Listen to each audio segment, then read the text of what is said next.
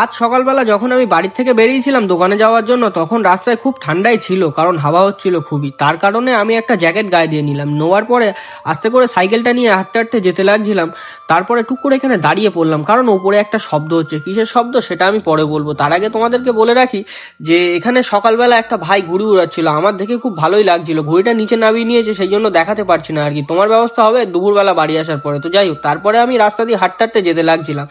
সোজা দোকানের এখানে চলে আসলাম, এসে আতঙ্কবাদীর মতন মুখটা ঢেকে আস্তে আস্তে দোকানের দিকে যাচ্ছিলাম, কারণ রাস্তার খুব হাওয়া ছিল। তারপরে পায়ে হেঁটে পৌঁছে গেলাম আমি সোজা দোকানের সামনে এসে দোকানটা খুললাম।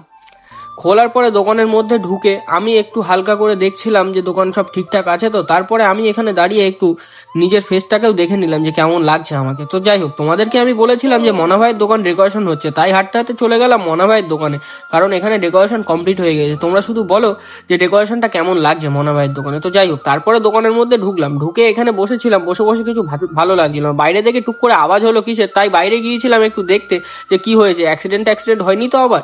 তার জন্য বাইরে গেলাম, গিয়ে দেখি না এখানে টোটো ট্রেন চলছে। টোটো ট্রেন মানে আশা করি যারা ওয়েস্ট বেঙ্গলে থাকে তারা সবাই জানে যে টোটো ট্রেন কাকে বলে। তো যাই হোক, তারপরে আমার সময় হয়ে গিয়েছে বাড়ি যাওয়ার, তাই আমি হাঁটতে হাঁটতে যাচ্ছিলাম বাড়ির উদ্দেশ্যে।